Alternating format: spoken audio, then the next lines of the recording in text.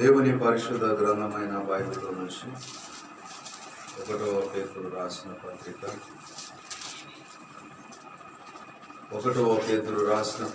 3వ అధ్యాయము 12వ వచనాన్ని చదువుకున్నాం.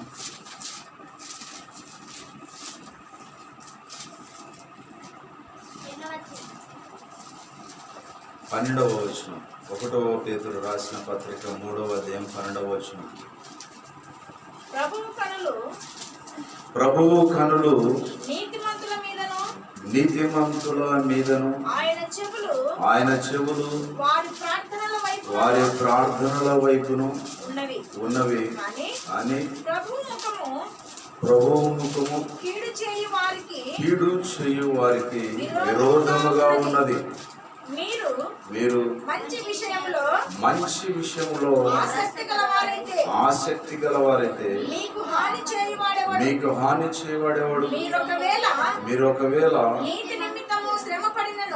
నీతి నిమిత్తము శ్రమపడినను ధన్యులే. వారి బెదిరింపులకు భయపడకుడి, కలవరపడకుడి.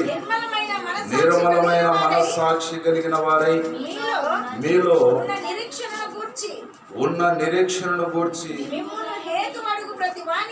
మిమ్మును హేతు అడుగు ప్రతి వానికిని సాత్వికముతోను భయముతోను సమాధానము చెప్పుటకు ఎల్లప్పుడూ సిద్ధముగా ఉండుడి.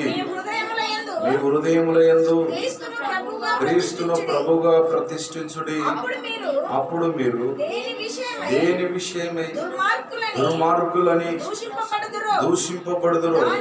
దాని విషయమై క్రీస్తునందున్న మీ సత్ప్రవర్తన మీద అపనింద వేయవారు సిగ్గుపడుదురు. గట్టిగా చప్పట్లు కొడదాం. దేవునికి మహిమ కలుగును గాక, దేవునికి స్తుతి కలుగును గాక.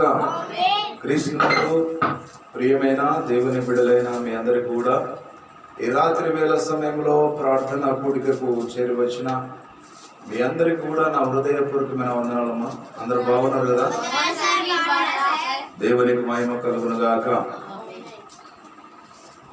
చదవబడినటువంటి లేఖన భాగాన్ని మనం జాగ్రత్తగా గమనిస్తే మన అంశం ఏమిటంటే గొప్ప ప్రార్థనలు. మన అంశం పేరు గొప్ప ప్రార్థనలు. ప్రియమైనటువంటి దేవుని బిడ్డలైన మీ అందరికీ ఈ వాక్య సందేశము దేవుడు ఈ దినము ఈ రాత్రి చక్కగా సూటిగా మాట్లాడాలని దేవుడు ఆశిస్తూ ఉన్నాడు. ప్రియమైన దేవుని బిడ్డలారా, ప్రభువు కన్నులు నీతిమంతుల మీదను ఆయన చెవులు వారి ప్రార్థనల వైపును ఉన్నవి అని ప్రభువు ముఖము కీడు చేయ వారికి విరోధముగా ఉన్నది. మనము గమనించాలి, నీతిమంతులు చేసేటువంటి ప్రార్థనల వైపు ఆయన చెవులు ఉన్నాయంట. కొంచెం వెనక్కి జరిగి కూర్చోండి. పిల్లలు కూడా కొంచెం వెనక్కి జరిగి కూర్చోండి.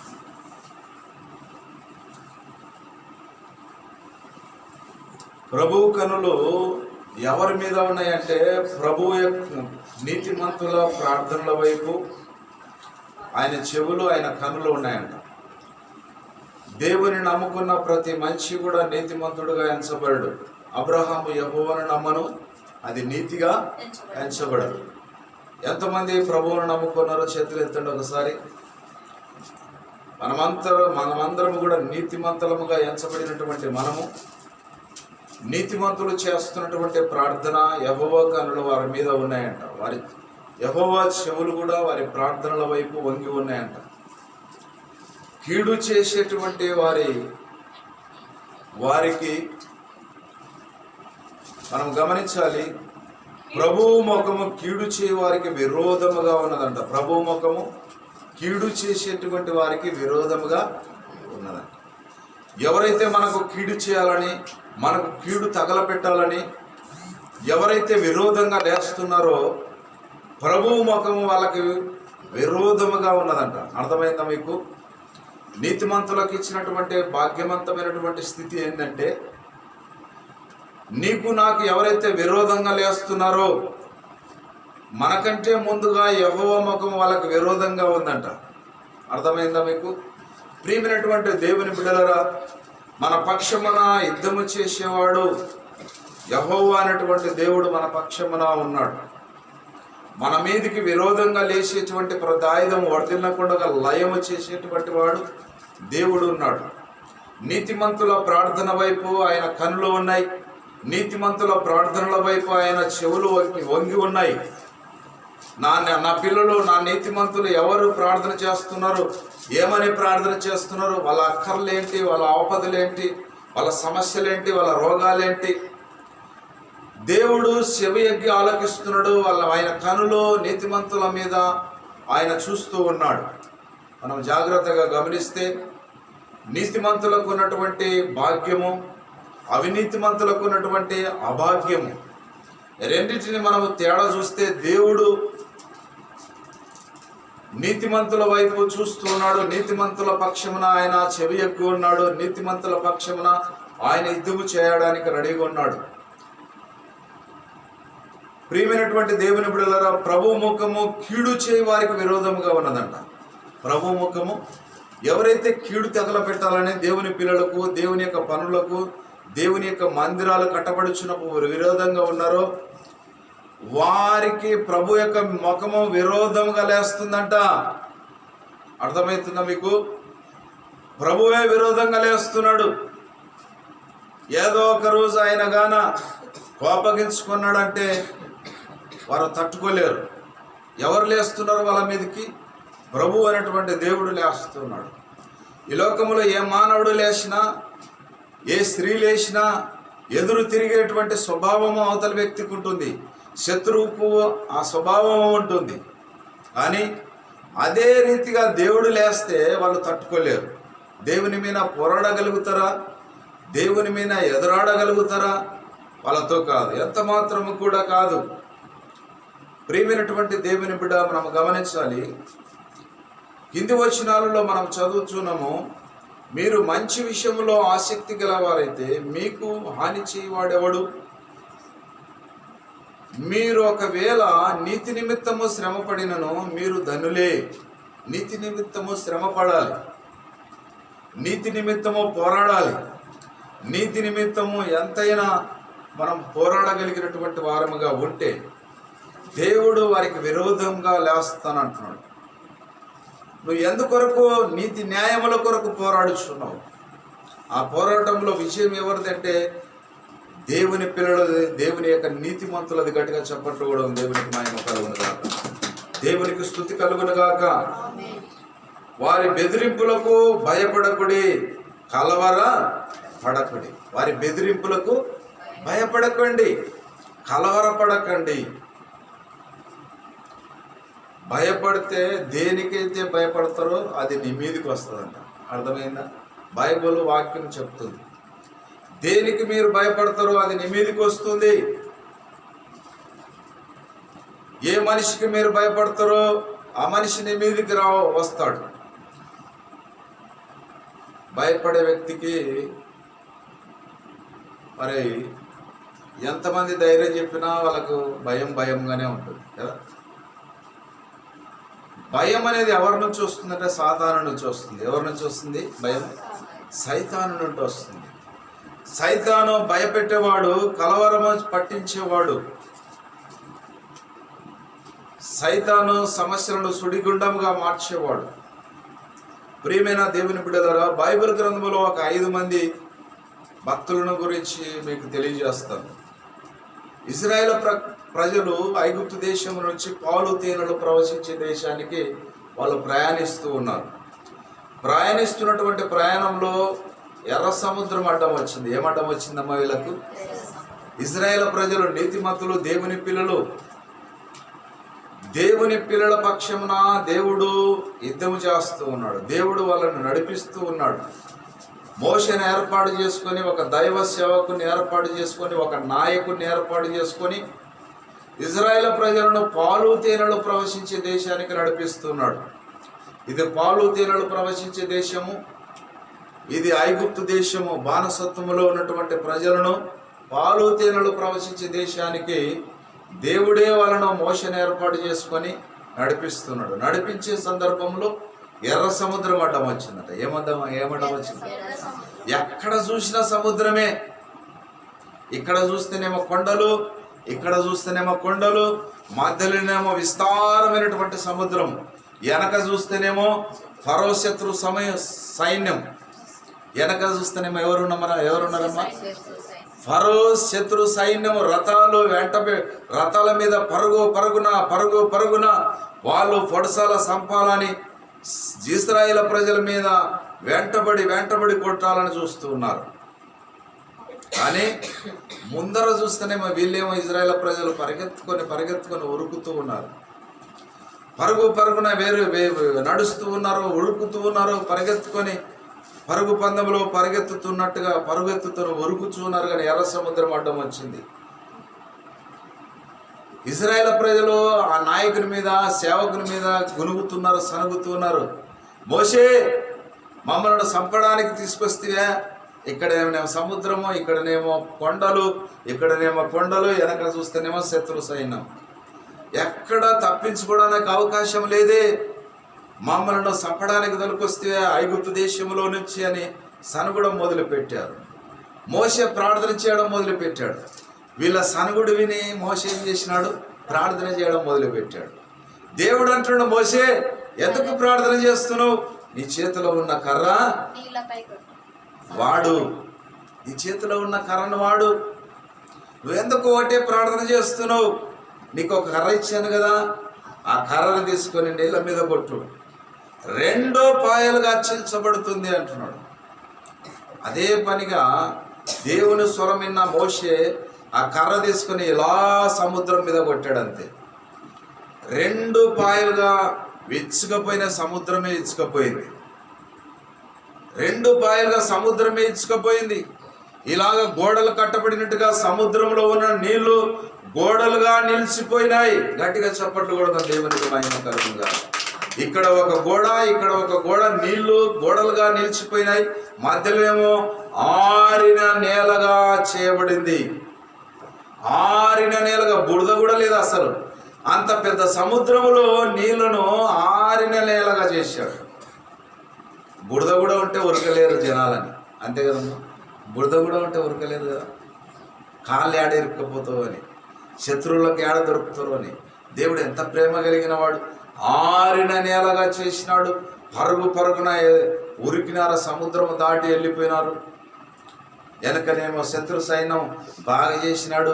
ఆరిన నేలగా రోడ్డు ఏర్పడిందని వాళ్ళు కూడా పరుగున పరిగెత్తుకొని వస్తున్నారు కదమ్మా. వాళ్ళు కూడా ఏం చేసినారంటే, ఇశ్రాయేలు ప్రజలు ముందు ఉరుకుతుంటే వీళ్ళు వెనక ఉరికి వస్తున్నారు. అమ్మ ఉరికొస్తారా అని దేవుడు ఏం చేసినాడు? మబ్బు కలుగ చేసినాడు. ఏం చేసినాడు?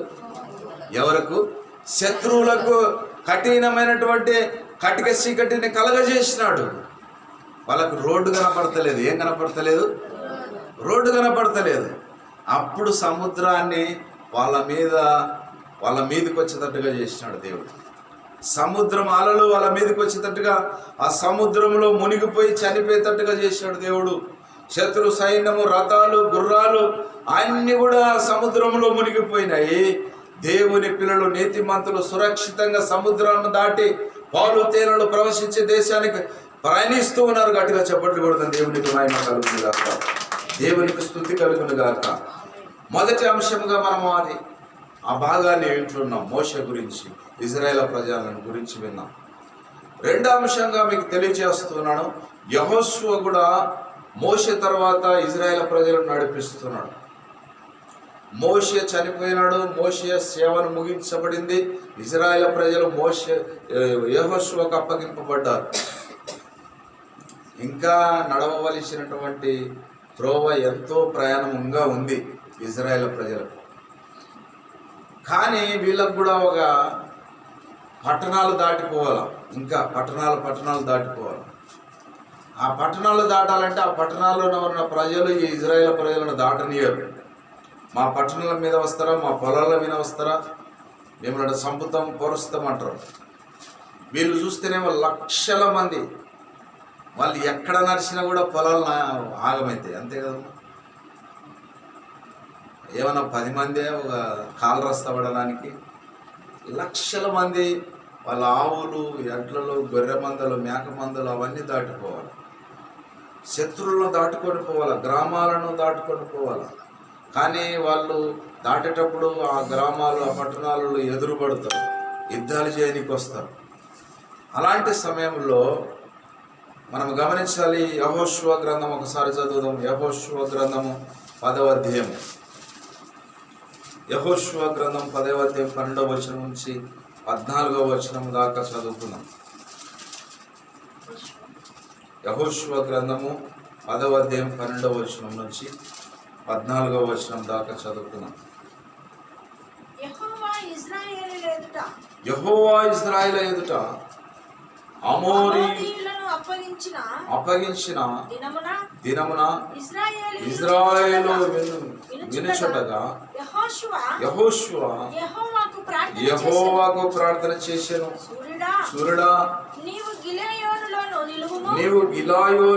నిలువుము. చంద్రుడా, నీవు అయ్యాలోను లోయలో నిలువుము. జనులు తన శత్రువుల మీద పగ తీర్చుకునే వరకు సూర్యుడు నిలిచెను, చంద్రుడు ఆగెను అన్న మాట యాషాను గ్రంథంలో రాయబడి ఉన్నది కదా. చాలు మనం గమనించాలి. ఇక్కడ అమోరీయులు అనేటువంటి వ్యక్తులు వాళ్ళ శత్రువులుగా నిలిచారు. ఇజ్రాయేల్ ప్రజలు నిలిచినప్పుడు యెహోషువ నాయకుడు ప్రార్థన చేస్తున్నాడు. ఇజ్రాయేల్ ప్రజల ఎదుటిగా ప్రార్థన చేస్తున్నాడు. దేవా, సూర్యుడిని ఆపునైనా, చంద్రుడిని ఆపు. ఈ శత్రువులను మేము లయం చేసే వరకు సూర్యుడు కదలకూడదు, చంద్రుడు కూడా ఆగిపోవాలి. ఈ శత్రువులను మేము లయం చేసే వరకు నువ్వు ఆపునైనా, సూర్యుడిని ఆపు, చంద్రుడిని ఆపు. అలాగనే యెహోషువ చేసిన ప్రార్థనకు దేవుడు అంగీకరించి ఆ సూర్యుడిని ఒక దినమంతా కూడా ఆపాడు, చంద్రుడిని ఆపాడు. శత్రు సమూహాన్ని ఇజ్రాయేల్ ప్రజలకు అప్పగించాడు. వాళ్ళు చిత్తులుగా ఓడించి వాళ్ళని చంపేశారు. ప్రియమైనటువంటి దేవుని బిడ్డలారా, మనం గమనించాలి. నీతిమంతులు చేస్తున్నటువంటి ప్రార్థన. యెహోషువ నీతిమంతుడిగా ఆయన ప్రార్థన చేస్తున్నాడు. ఇజ్రాయేల్ ప్రజలకు నాయకుడిగా, సేవకుడిగా, దైవ సేవకుడిగా ప్రార్థన చేసినప్పుడు యెహోషువ చేసిన ప్రార్థన దేవుడు ఆలకించి సూర్య చంద్రులను ఆపివేసి ఆ శత్రు సమూహాన్ని లయపరిచినట్టుగా దేవుడు ఇజ్రాయేల్ పక్షమున యుద్ధము చేస్తూ ఉన్నాడు. శత్రువులను లయం చేశాడు. ఎప్పటికి కూడా ఇలాంటి ఒక మానవుడు, సామాన్యమైనటువంటి మానవుడు ప్రార్థన చేస్తే సూర్య చంద్రులను ఆపినటువంటి ఘనత ఎవరికి కూడా దక్కలేదండి. ఒక యెహోషువకు మాత్రమే దక్కింది. పూర్వములో కానీ నేటి వరకు ఇప్పటి వరకు కూడా ఎవ్వరికి కూడా అంత భాగ్యవంతమైనటువంటి ఒక సామాన్యమైనటువంటి మనుషుడు భూమి మీద నుంచి ప్రార్థన చేస్తే ఆకాశం అందినటువంటి దేవుడు ఆలకించి సూర్యుడిని చంద్రుడిని ఆపగలిగినటువంటి ప్రార్థన ఎవరిది అంటే ఒక యెహోషువ అనేటువంటి భక్తుడి ఆ ప్రార్థన. ఎంత విలువ కలిగినటువంటి ప్రార్థన, ఎంత భక్తితో ఆయన చేస్తున్న ప్రార్థన అది. నీకుందంత భక్తి, నీకుందంత మోకాళ్ళ ప్రార్థన. దేవుని యొక్క సన్నిధి నువ్వు అనుభవించగలుగుతున్నావా? దేవుని సన్నిధిలో పాదాలు పట్టుకొని ప్రార్థించగలిగినటువంటి గొప్ప విశ్వాసం నీలో ఉందా? దేని ద్వారా కార్యాలు జరుగుతావంటే ఒక విశ్వాసము, రెండోది ప్రార్థన. ఏందమ్మా? మనిషికి ఉండవలసింది మొట్టమొదటిగా విశ్వాసము, రెండవది ప్రార్థన, పట్టుదల ప్రార్థన. ముందు దేవుడు ఉన్నాడు, దేవుడు నా ప్రార్థన ఆలకిస్తాడనేటువంటి విశ్వాసము నీకు ఉండాలి. రెండవది పట్టుదలతో ప్రార్థన చేయాలి. మూడోది వాక్య ధ్యానములో ఉండాలి. ఈ మూడు విషయాలలో నువ్వు ఎప్పుడైతే ఉంటావో దేవుడు గొప్ప కార్యాలు నీ పక్షమున చేస్తాడు. నీకు రోగం వెళ్ళిపోతలేదా? నీకు వ్యాధి వెళ్ళిపోతలేదా? మరణకరమైనటువంటి రోగం నీకు వచ్చిందా? నీకు సమస్య సుడిగుండంగా మారిందా? అప్పుల ఊబిలో ఉన్నవా? గర్భఫలాలు లేవా? నీకు దేని విషయంలో నీకు కొదవగా ఉన్నది? నీ కుమారులు మారతలేరా? నీ కుమార్తెలు మారతలేరా? నీ కుమార్తెలకు ఉద్యోగాలు రాలేదా? నీ కుమారులకు ఉద్యోగం రాలేదా? దేని విషయంలో నువ్వు వెనకబడిపోవచ్చున్నావు? నీతిమంతుడమైన నీవు, నీతిపరులమైన నీవు ప్రార్థన చేసే విషయంలో విశ్వాస సహితమైనటువంటి ప్రార్థన ఒక రోగిని స్వస్థపరుచున్నటువంటి భాగాన్ని మనం చూస్తాం. ప్రియమైన దేవుని కూడా పట్టుదలతో ప్రార్థన చేస్తే యెహోషువ చేసిన ప్రార్థన ఆకాశం అందునటువంటి దేవుని దగ్గరికి చేరి శత్రు సమూహాన్ని లయపరిచినట్టుగా, సూర్యచంద్రులను ఆపినట్టుగా నీ ప్రార్థన ఉందా? అలాంటి విశ్వాసం, ఆ పట్టుదల ప్రార్థన నీలో నాలోన ఉంటే ఎన్ని కార్యాలను నీ కుటుంబంలో, నీ జీవితంలో జరుగుతామని దేవుడు తెలియజేస్తున్నాడు. అల్ప విశ్వాసంతో ఏడుస్తున్నావా? దుఃఖపడుచున్నావా? చేయి ప్రార్థన. ఎవరికి చెప్తున్నావు? డాక్టర్ల కాడికి పరిగెత్తుతున్నావా? నీ ఇంట్లో నీ భర్తకు చెప్తున్నావా? నీ ఇంట్లో నీ కుటుంబానికి ఏడ్చి చెప్తున్నావా? ఎవరి దగ్గర నువ్వు ఏడుస్తావంటే దేవుని దగ్గర ఏడుస్తు. నీ పాపాలను, నీ అతిక్రమాలను ఒప్పుకో. నీ రోగాన్ని, నీ వ్యాధిని, నీ సమస్యని కొట్టివేసేటువంటి గొప్ప దేవుడు ఆయన. గట్టిగా చప్పట్లు కూడా దేవునికి మహిమ కలుగును. ఎవరితో నీ సమస్య ఉంది? నీ భర్తతో నీకు సమస్య ఉందా? నీ కుటుంబస్తులతో నీకు సమస్య ఉందా? నీ రక్త సంబంధికులతో నీకు సమస్య ఉందా? ఏ సమస్య అయినా, అసాధ్యమైనటువంటి కార్యం నీకు అసాధ్యంగా ఒక కొండ లాంటి సమస్యగా ఉన్నదా? నువ్వు ప్రార్థన చేయ ప్రియ సహోదరి సహోదరుడా, దేవుడు గొప్ప కార్యాలని పట్ల చేయగలుగుతూ ఉన్నాడు. మూడవదిగా మనం గమనిస్తే హిజ్కియా ఎలాంటి వాడంటే, హిజ్కియా దేవుని దృష్టికి యథార్థముగా, పూర్ణముగా నీతిని అనుసరించను. అతని వంటి రాజు మరొకడు లేడు. హిజ్కియా ఒక రాజు, దేవుని ప్రజలను పరిపాలిస్తున్నటువంటి ఒక రాజు. ఆ రాజుకు భయంకరమైనటువంటి రోగం వచ్చింది. ఏ రోగం వచ్చిందమ్మా? భయంకరమైన రోగం, మరణకరమైనటువంటి రోగం వచ్చింది. ఒక దేశానికి రాజు, మరణకరమైన రోగం ఈయనకు ఎందుకు వచ్చింది? ఈయన కాడ డబ్బులు కొదవనా, ధనము కొదవనా, డాక్టర్లు కొదవనా, ఆయనకు పనివారు కొదవగా ఉన్నారా? ఈయన ఒక మాట సెలవిస్తే డాక్టర్లు వేలకు వేల మంది ఆయన దగ్గర వచ్చి పడతారు. అంతే కదమ్మా? ఎంత పెద్ద డాక్టర్లు ఆయన పిలిపించినా ఆయన ఇంటికి వచ్చి వైద్యం చేసేటువంటి సమృద్ధి ఆయనకుంది, అంత మాట ఆయనకుంది, అన్ని డబ్బులు ఆయనకున్నాయి, అంత పనివారు ఆయన కింద ఉన్నారు. ఒక దేశాన్ని పరిపాలిస్తున్నటువంటి ఒక రాజు, హిజ్కియా అయినటువంటి రాజుకు మరణకరమైనటువంటి రోగం వచ్చింది. ఎన్ని డబ్బులు ఖర్చు పెట్టినా ఆ రోగము బాగైతలేదు. దేవుడు తెలియజేస్తున్నాడు ఒక సేవకునికి, యెషయా అనేటువంటి ప్రవక్త, యెషయా నువ్వు వెళ్ళు, హిజ్కియా దగ్గరికి నువ్వు వెళ్ళు, నువ్వు చెప్పు, నీళ్ళు చక్కబెట్టుకోమని చెప్పు. ఆయన ఒకసారి ఆ వాక్య భాగాన్ని మనం చూద్దామా? 2వ రాజుల గ్రంథం 20వ అధ్యాయము 1 నుంచి 6 వరకు చూస్తే, 2వ రాజుల గ్రంథము ఆ దినములలో హిజ్కియాకు మరణకరమైనటువంటి రోగము కలగగా ఆమోజు కుమారుడకు ప్రవక్తను అయిన యెషయా అతని వద్దకు వచ్చి, నీవు మరణమవుచున్నావు, బ్రతుకవు కనుక నీవు నీళ్లు చక్కబెట్టుకోమని యెహోవా సెలవిచ్చుచున్నాడు అని చెప్పగా, అతడు తన ముఖమును గోడ తట్టు తిప్పుకొని, యెహోవా యథార్థ హృదయుడునై సత్యముతో నీ సన్నిధిని నేనెట్లు నడుచుకుంటున్నాను, నీ దృష్టికి అనుకూలముగా సమస్తమును నేనెట్లు జరిగించుతున్నాను, కృపతో జ్ఞాపకం చేసుకో ప్రభువా. హిజ్కియా కన్నీళ్లు విడుచుచు యెహోవాను ప్రార్థించెను. యెషయా నడిమిశాలలో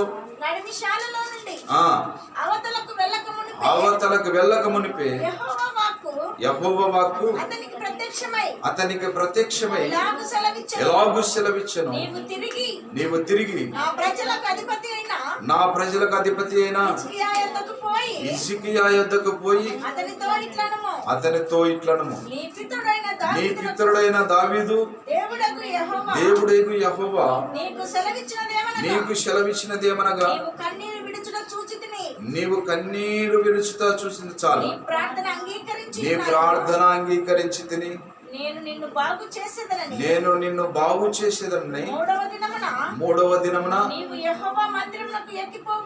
నువ్వు యెహోవా మందిరమునకు ఎక్కిపోదు. చాలు. ప్రియమైన దేవుని బిడ్డలారా, మనం గమనించాలి. హిజ్కియా కన్నీటితో ప్రార్థన చేశాడు. ప్రభువా, నేను ఎలాగా ఈ జనులను పరిపాలించానో, నీతి న్యాయంగా పరిపాలించాను, ఒక్కసారి నన్ను జ్ఞాపకం చేసుకునైనా. ఎందుకు ఇంత భయంకరమైన రోగం నాకు వచ్చింది, ఇంత భయంకరమైన వ్యాధి నాకు వచ్చింది అని హిజ్కియా ప్రార్థన చేస్తున్నాడు. ఈనాడు ఎంతోమంది దేవుని భక్తులు, దేవుని భక్తురాళ్ళకు రోగము వ్యాధులు వస్తున్నావేమో. నువ్వు నీతిగా న్యాయంగా నడుచుకుంటున్నప్పుడు, దేవుని సేవ చేస్తున్నప్పుడు, దేవుని రాజ్యాన్ని కడుతున్నప్పుడు భయంకరమైన రోగం నీకు వచ్చిందేమో. దేవుని ఎదుట ఏడుస్తు, దేవుని పాదాలు పట్టుకొని కన్నీరు పట్టుకొని ఏడుస్తున్నావు. ఒకసారి హిజ్కియా నీతిమంతుడే, హిజ్కియా న్యాయములు నీతులు జరిగించిన వాడే, కానీ మరణకరమైనటువంటి రోగం వచ్చింది. కానీ దేవుడు ఏమంటున్నాడు, దేవుని సేవకుని పంపించి నీ ఇల్లును చక్కబెట్టుకో. ఇంకా చక్కబెట్టుకునేటువంటి సిద్ధపాటు ఎంతో నీలోనే ఉండొచ్చు. నువ్వు నీతిమంతుడు, నీతిమంతురాల్ని, నేను దేవుని సేవ చేస్తున్నానని నువ్వు అనుకుని ఉండొచ్చినావు. నేను దేవుని మందిరానికి తప్పకుండా వెళుతున్నానని నువ్వు అనుకుని ఉండొచ్చినాము. నీలోనే ఏదో కదవగా ఉంది. ఆ పాపాన్ని ఒప్పుకో, ఆ దోషాన్ని ఒప్పుకో. దేవుడు పరిపూర్ణంగా నిన్ను క్షమించి స్వస్థపరిచేటువంటి గొప్ప దేవుడు ఆయన. ప్రియమైన దేవుని బిడ్డ, నువ్వు నేను గమనించవలసిన అవసరత ఎంతో ఉంది. హిజ్కియా ప్రార్థించాడు. గోడ తట్టు తన ముఖాన్ని తిప్పుకొని కన్నీరు విడిచి ప్రార్థన చేస్తూ ఉన్నాడు. ఆ ప్రార్థన దేవుని దగ్గరికి చేరింది. ఆయనకు 15 సంవత్సరాల ఆయుష్నిచ్చాడు. దేవుడు గొప్ప కార్యము హిజ్కియా పట్ల చేశాడు. గట్టిగా చప్పట్లు కొడదాం. దేవునికి మహిమ కలుగునుగాక. 15 సంవత్సరాలు ఆయుష్ను పొడిగించాడు. మరణానికి దగ్గరైనటువంటి ఈ హిజ్కియా, ఒక దేశాన్ని పరిపాలిస్తున్నటువంటి ఈ హిజ్కియా ఎన్ని డబ్బులు పెట్టినా, ఎన్ని ధనము చూపించినా, ఎంతమంది డాక్టర్లతో చూపించుకున్నా అది బాగు కాలేదేమో. దేవుడు తెలియజేస్తున్న నీ ఇల్లును చక్కబెట్టుకున్నాను. నీ ఇల్లు అంటే మన దేహమైనటువంటి ఇండ్లును చక్కబెట్టుకోవాలి, దేవునిలో చక్కబెట్టుకోవాలి.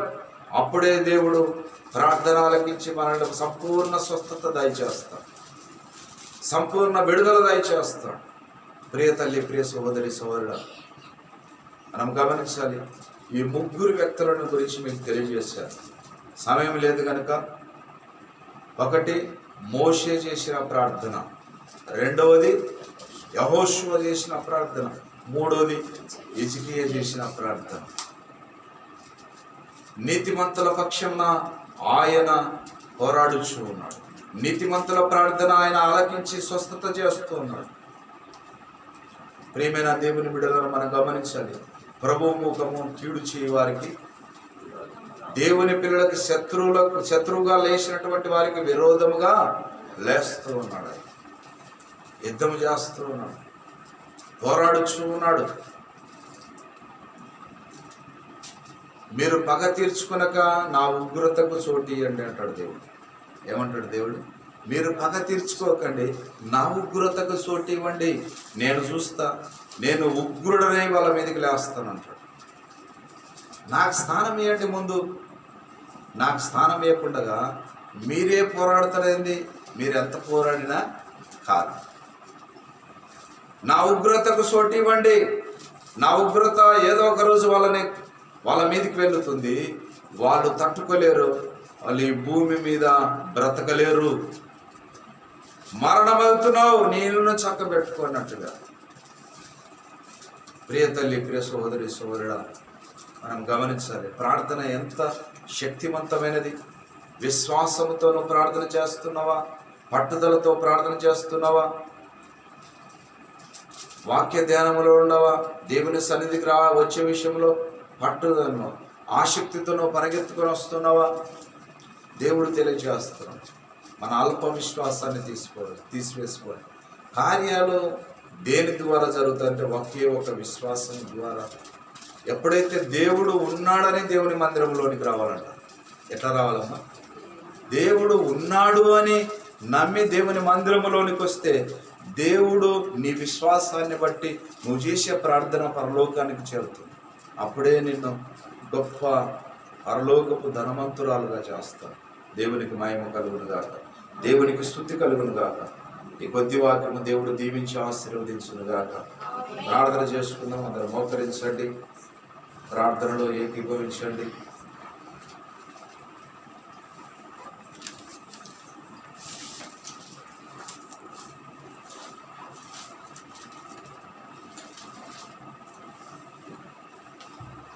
స్తుతినైనా స్తుతి స్తుతి స్తుతి స్తుతి ప్రభువా, ఇంతవరకు నాయనా నీ పాద సన్నిధిలో చేరి అయా మోషే గురించి, ఇజ్రాయేల్ ప్రజల గురించి, బానిసత్వములో ఉన్నటువంటి ఇజ్రాయేల్ ప్రజలను పాలు తేనెలో ప్రవేశించే నడిపించేవారైనా, ఎర్ర సముద్రములో 2 పాయలు చేసిన దేవా, ఆరిన నేలగా చేసి ఇజ్రాయేల్ ప్రజలను నడిపించిన దేవా, శత్రు సమూహమును, శత్రు యొక్క రథములను, గుర్రములను ఆ సముద్రంలో వంచి వేసిన దేవా, అయా నీకు వందనాలు వందనాలు వందనాలు వందనాలు. చిన్న ప్రార్థన చేయి, చిన్న ప్రార్థన నోరు తెరిచి చేయి. చిన్నపిల్లలు మొదలుకొని పెద్దల వరకు నీకు శత్రువులుగా ఎవరు ఏర్పాటు చేయబడినారో, శత్రువులుగా నీకు విరోధంగా లేస్తున్నటువంటి శత్రువులను లయపరచడానికి ఒక్క ప్రార్థన చేయి. రాత్రి నీకు శత్రువుగా లేస్తున్నటువంటి ప్రదాయుధం వర్తిల్లకుండా దేవుడు లయము చేయబోతున్నాడు. ఈ రాత్రి నీ జీవితంలో ఒక పాపము శత్రువుగా ఉన్నదే, ఒక అతిక్రమము శత్రువుగా ఉన్నదా, లేకుంటే నీ గ్రామస్తులు, నీ రక్త సంబంధికులు, నీ బంధువులు నీ మీదకి లేస్తూ ఉన్నారా? ప్రార్థన చేయి ప్రియబిడ్డ. దేవుడు నీకు విరోధంగా లేస్తున్న శత్రువులను, ఇజ్రాయేల్ ప్రజల మీదకి విరోధంగా లేస్తున్నటువంటి వారిని సముద్రమును లయము చేసినట్టుగా నీ మీదకి విరోధంగా లేస్తున్న శత్రువులను ఈ రాత్రి లయము చేయబోతున్నాడు.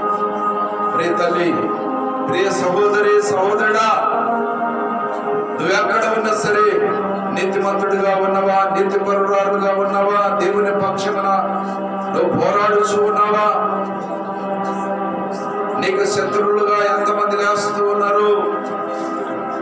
ఎంతో బాధగా ఉన్నదా, ఎంతో వేదనగా ఉన్నదా, ఎంతో కష్టంగా ఉన్నదా? నీ భర్తనే నీ మీదకి లేస్తూ ఉన్నాడా? నీ భార్యనే నీ మీదకి లేస్తుందా? లోకములో ఉన్న శత్రువులో ఒక భాగంగా నీ కుటుంబంలో నీ మీదకి లేస్తూ ఉన్నారా? రే తల్లి, రే సహోదరి, సహోదరుడు, ప్రార్థన చేయి.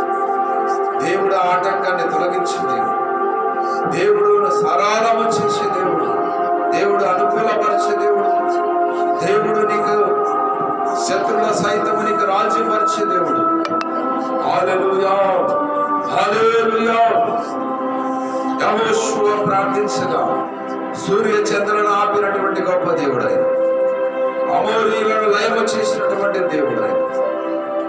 యెహోషువ చేసిన ప్రార్థన భూమి మీద ఉన్నటువంటి ఒక సామాన్యమైనటువంటి ఒక భక్తుడు, ఒక మనిషి చేసిన ప్రార్థన పరలోకమందున దేవుని దగ్గరికి చేరి దేవుడు ఎంత గొప్ప కార్యం చేశాడండి. ఏనాడు కూడా ఏ మనుషుడు చేసినటువంటి ప్రార్థనకు అలాంటి జవాబు ఎప్పటికి కూడా జరగలేదు. సూర్యుడిని ఆపగలిగినాడు, చంద్రుడిని ఆపగలిగింది ఆయన ప్రార్థన. రే తల్లి, నీ ప్రార్థన ఎలాగుంది? నీ విశ్వాసం ఎలాగుంది? నాడు ఆ పట్టుదల ప్రార్థన, ఆ విశ్వాసం నీకుందా? యెహోషువ చేసిన ప్రార్థన చేయగలుగుతున్నావా? రే తల్లి, రే సహోదరి, సహోదరుడా, హిజ్కియా రాజు ఎంతో డబ్బు ఉంది కానీ మరణకరమైన రోగం వచ్చింది. కానీ ఎంతో మంది డాక్టర్లు ఆయన దగ్గరికి వచ్చి చూశారేమో. ఎంత చూసినా ఎంత వైద్యం అందించినా ఆయనకు బాగు కాలేదు. కానీ దేవుని సేవకునికి దేవుడు తెలియజేస్తున్నాడు, యెషయా నువ్వు వెళ్ళు, హిజ్కియా దగ్గరికి వెళ్ళు, మరణమవుతున్నావు నువ్వు అని చెప్పు, మరణము కాబోతున్నావు నువ్వు ఈ రాత్రి అని చెప్పు, నీ శత్రువుకి చెప్పు. ఒక సేవకుని ద్వారా ఈనాడు ఈ రాత్రి నిన్ను నన్ను హెచ్చరిస్తూ ఉన్నాడు. శత్రువుగా దేవుని పిల్లలకు లేస్తూ ఉన్నావా? మరణమవుతున్నావని స్వరమే వింటున్నా నీవు. దేవుడు తెలియచేస్తున్నాడు. దేవుని దగ్గర మోకరించి హిజ్కియా ప్రార్థించినట్టుగా ప్రార్థించు. 15 సంవత్సరాలు ఆయుష్ను పొడిగించడానికి గొప్ప అవకాశం ఇవ్వచ్చునేమో. ప్రియ సహోదరి సహోదరుడా, భయంకరమైన రోగములో ఉన్నావా? ప్రార్థన చేయి. భయంకరమైనటువంటి వ్యాధులను ఉన్నావా? ప్రార్థన చేయి. నీళ్లను చక్కబెట్టుకో. దేవుడు తెలియచేస్తూ ఉన్నాడు. హల్లెలూయా, హల్లెలూయా. స్తుతినైనా స్తుతి స్తుతి స్తుతి స్తుతి. ప్రార్థన.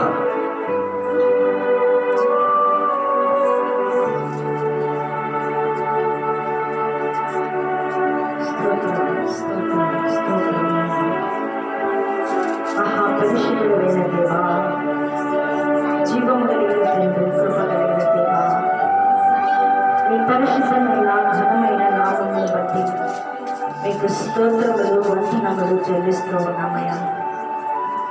తండ్రి, గడిచిన దినాలన్నింటిలో నుండి మమ్మల్ందరినీ కనికరించి, క్షమించి, ప్రేమించి, పోషించి ఈ నూతన పునరుత్థాన దినమును మాకు అనుగ్రహించి ఈ దినములో మీ సన్నిధిలో నేను ఆరాధించుటకు, మిమ్మల్ని గణపరచుటకు, కొనియాడుటకు మీరు ఇచ్చినటువంటి గొప్ప కృపను బట్టి మీకు స్తోత్రములనైనా.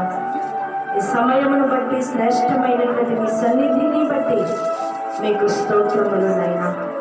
మీ దాసుని ద్వారా మమ్మల్ని మీ దాసుని ద్వారా మాతో మాట్లాడినటువంటి ప్రతి మాటను బట్టి మీకు స్తోత్రములనైనా. మోషే ప్రార్థించినప్పుడు ఎర్ర సముద్రము 2 పాయలుగా బయలు వెళ్ళమని సెలవిచ్చాం. దేవా, నీతి మంతుల నిమిత్తము ఎవరైతే విరోధముగా లేస్తారో ప్రభువు ముఖము వారికి విరోధముగా ఉంటుందని సెలవిచ్చారు. దేవా, నీకు స్తోత్రములు నాయనా. అయ్యా, నీకు వందనములు చెల్లిస్తూ ఉన్నాం. నీవు విరోధముగా ఉన్నావా? దేవునికి ఇష్టకరముగా ఉన్నావా? దేవా, మా అంతరంగ స్వభావములను పరిశోధిస్తున్నటువంటి మా తండ్రి, మీకు స్తోత్రములు నాయన. అంతరంగములో ఎముకల మధ్యలో ఉన్నటువంటి మూలములో ప్రభువా, నీవు శోధిస్తున్నటువంటి మా గొప్ప తండ్రివి నాయన. నీ కృపను అనుగ్రహించి దేవా, అమోదీయుల మీద అగను తీర్చుకోవడానికి సూర్య చంద్రులను ఆపిన దేవా, మీకు స్తోత్రములు నాయనా. హిజ్కియాకు మరణకరమైనటువంటి రోగము చేత బాధపడుచు ఉన్నప్పుడు యెషయా ప్రవక్త ద్వారా మీరు బయలుపరిచినటువంటి మాటలను బట్టి స్తోత్రాలు. నీవు మరణమవుతున్నావు, నీ ఇల్లును చక్కబెట్టుకో అని సెలవిచ్చావు. దేవా, మా జీవము ఏ పాటిది నాయనా? అంతలో కనబడి అంతలో మాయమైపోయి ఆవిరి వ్యక్తిని ప్రభువు చిత్తమైతే ఇవి అది చేతుమని సెలవిచ్చింది. దేవా, నీ చిత్తమైతేనే ప్రభువా కార్యములను జరిగించు. నీ సహాయము దయచేయండి. ప్రతి ఆత్మ తన ఇంటిని చక్కబెట్టుకున్నటకు, తన ఆత్మను సిద్ధపరచుకున్నటకు నీ కృప దయచేయండి. యేసయ్యా, జ్ఞానము లేని వారుగా, వివేచన లేనటువంటి వారుగా అజ్ఞానములో జీవిస్తున్నాను ప్రభువా. ప్రతి ఆత్మను మీరు దర్శించండి. ప్రతి ఆత్మతో మీరు మాట్లాడండి. మీరు మాట్లాడితేనే కార్యము జరుగుతుంది నాయన. సఫలపరచమని అడుగుచున్నాం. సహాయము దయచేయండి తండ్రి. మీకు వందనములు. మీకు కృతజ్ఞత సంస్తుతులు చెల్లిస్తూ ఉన్నాం. చేరవచ్చిన ప్రతి బిడ్డను బట్టి, వారి కుటుంబాలను బట్టి, వారికి ఉన్నటువంటి అవసరతలను బట్టి, ఇరుకులను బట్టి ప్రార్థన చేస్తూ ఉన్నాం. కార్యములను జరిగించండి, సమాధానపరచండి, సమస్యల నుండి దూరపరచండి, స్వస్థపరచండి. నాయన మీకు స్తోత్రాలు. నీ కృపా, నీ సంకల్పమును బట్టి మీకు వందనాలు చెల్లిస్తూ ఉన్నాం. దేవా, ఈ దినములో ఈ సమయాన్ని మాకు ఇచ్చినందుకు మీకు స్తోత్రములు. మీ బలపీఠం ఎదుట మాకు నివాసమును అనుగ్రహించినటువంటి గొప్ప దేవా మీకు స్తోత్రములు. నీ సహాయం దయచేయండి ప్రభువా. రక్షణ లేక, మారు మనస్సు లేక ఎందరో మీకు దూరముగా, విరోధముగా ఉన్నారు నాయన. వారందరినీ క్షమించండి, కనికరించండి, సమాధానపరచండి. దేవాని సన్నిధిలో తండ్రి ఆత్మలను సిద్ధపరచమని అడుగుతున్నాము. నీ కృప చేతని మీరు జరిగించమని అడుగుతున్నాము. మీ సహాయం దయచేయండి. సమాధానము లేక ఎందరు ఉన్నారు దేవా, మీరు సమాధానమును మాకు అనుగ్రహించండి. దేవానికి స్తోత్రాలు, వందనాలు చెల్లిస్తున్నాము. తండ్రి, ఎవరు ఏ వ్యాధి బాధల చేత బాధపడుచు ఉన్నారో ప్రతి కుమారుని కుమార్తెను మీరు దర్శించండి, క్షమించండి నాయన, స్వస్థపరచండి ప్రభువా. మీకు స్తోత్రాలు నాయన. నీ సన్నిధిలో నీ రాకడకు సిద్ధపరచండి అయ్యా. వందనాలు. మేము ఏ పాటి వారమయ్యా అయ్యా, దేనికి పనికిరానటువంటి వారము అయినలో మమ్మలను ప్రేమించి క్షమించి మా పాప శాపమంతటిని కలవరి సిలువలో మోసుకొని వెళ్ళినటువంటి గొప్ప దేవా మీకు స్తోత్రములు, వందనములు చెల్లిస్తూ ఉన్నాం. కృతజ్ఞతాస్తుతులు నాయన. మా గ్రామమును బట్టి, మా గ్రామంలో ఉన్నటువంటి ప్రతి కుటుంబమును బట్టి మీకు స్తోత్రాలు నాయన. మా గ్రామం చుట్టూ మీ దేవదూతల కంచెను వేయండి ప్రభువా. మీకు వందనాలు, స్తోత్రాలు నాయన. మా గ్రామంలో శాంతి, సమాధానం, మీ ప్రేమను మాత్రమే అనుగ్రహించమని అడుగుతున్నాము అయ్యా. కక్షల నుండి, ద్వేషాల నుండి దూరపరచమని అడుగుతున్నాము. చెడు వ్యసనాలకు బానిసైనటువంటి వారిని బట్టి స్తోత్రాలు. వారిని క్షమించినయ్యా, వారి నుండి తప్పించమని అడుగుతున్నాము దేవా. అక్కడికి బానిసపై వారి శరీరాలను, ఆరోగ్యాలను పాడు చేసుకుంటున్నారు అయ్యా. వారిని కనికరించినైనా, వాటిని దూరపరిచేది తండ్రి. అపవాది తంత్రములను లయపరిచేది నాయన. మీకు స్తోత్రాలు. చిన్న పిల్లలను బట్టి వందనాలు నాయన. తండ్రి, సహస్రం మనం జ్ఞాపకం చేసుకుంటున్నాం అయ్యా. నిలిచినటువంటి చక్కటి కుమార్తెను బట్టి స్తోత్రాలు నాయన. వందనాలు చెల్లిస్తున్నాం. జలుబుతోనూ జ్వరంతోనూ బాధపడుచున్నదని తెలియచేశారు ప్రభువా. మాకన్నా ముందుగా మీరు ఎరిగినటువంటి దేవుడవు నాయన. తల్లిదండ్రులను కనికరించండి, సమాధానపరచండి.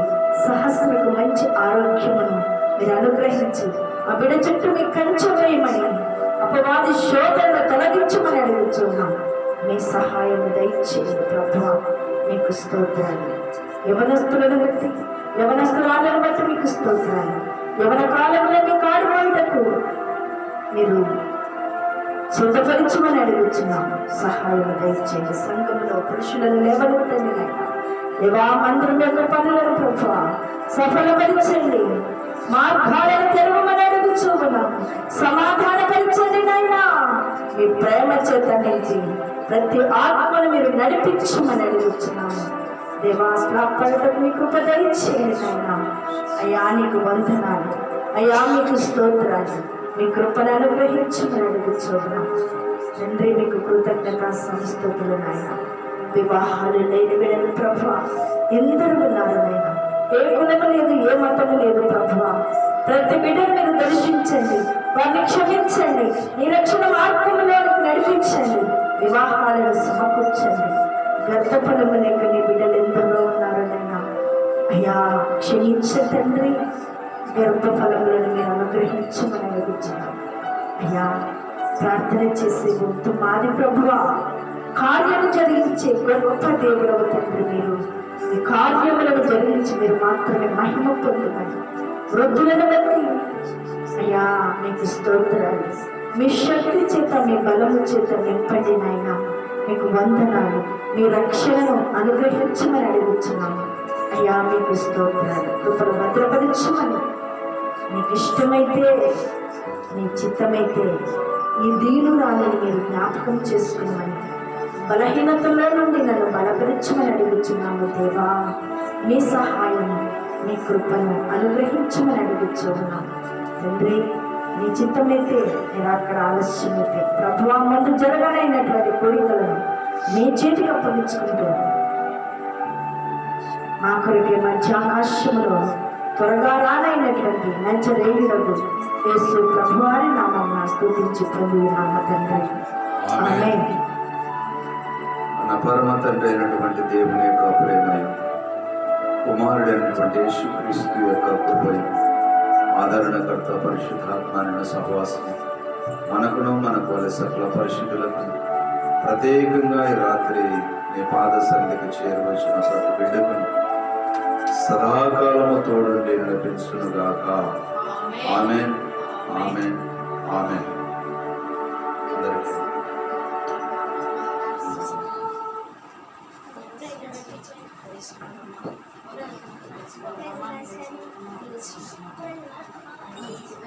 Praise God.